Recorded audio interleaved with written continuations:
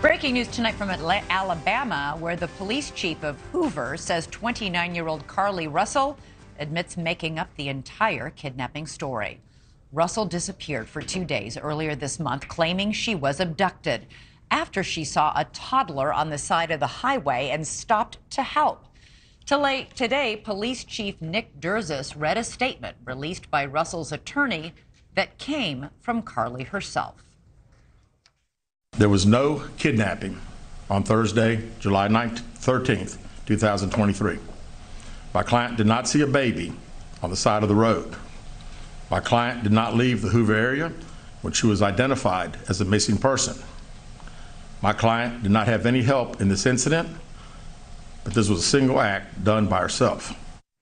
Let's go now to Brian Enton, NewsNation senior national correspondent. Brian, this is basically confirmation of what everybody had begun to suspect.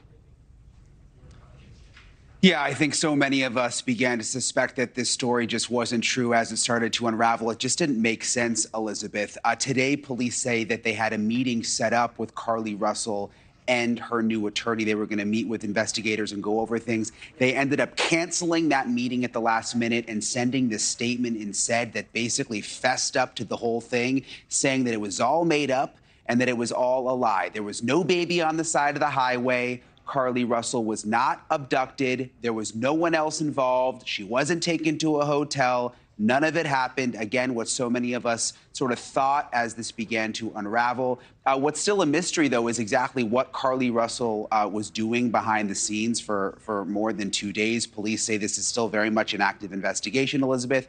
They're looking into it. And what's really interesting is they were very clear during the press conference that there is the possibility now of criminal charges, Elizabeth. They say there are ongoing conversations right now between detectives and the district attorney's office on exactly how they'll proceed from here. Yeah, how are they going to figure out where she was for 49 hours, where she slept, what she ate? I mean, it just, none of this makes any sense, much less, of course, the why behind it all.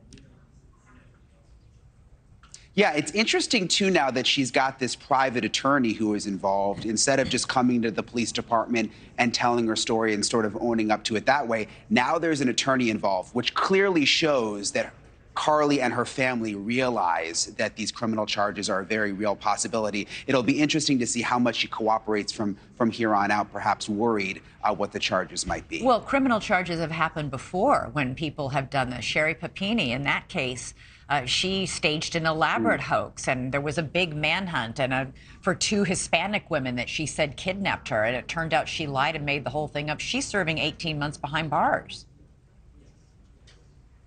Yeah, it could very well happen in this case, too. I mean, think about all of the resources that we covered that went into looking for Carlee, not only on social media and just from regular citizens who formed their own search parties and spent days looking for her, but police and state law enforcement. I mean, this was a massive, massive search effort. It was such an alarming story when it first came out, the possibility of this young woman abducted, and there was perhaps this baby that was staged to help the whole thing go down.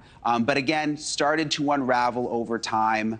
And here we are with the admission that it was all a hoax. Brian, stand by a second. I want to bring in Law and Crime Network correspondent Gigi McKelvey. Gigi, you know, I interviewed somebody on Friday night on this show who was talking about the fact that this was finally a case where a young Black woman, her disappearance sparked a nationwide, national coverage, national concern, a huge community outturning of support, and it all turned out to be a hoax, and how damaging this is. It's damaging just for her. I mean, to make up such an elaborate story, and we know that she was Googling certain things before all of this went down.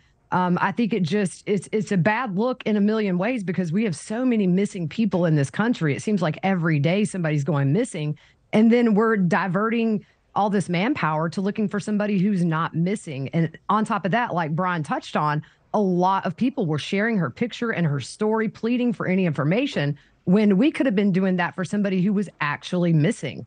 So it's, I have a feeling they're going to charge her because this was a nationwide story we were all glued to for days, only for it to be fake. Thanks so much for watching. Go to joinnn.com to find NewsNation on your television provider.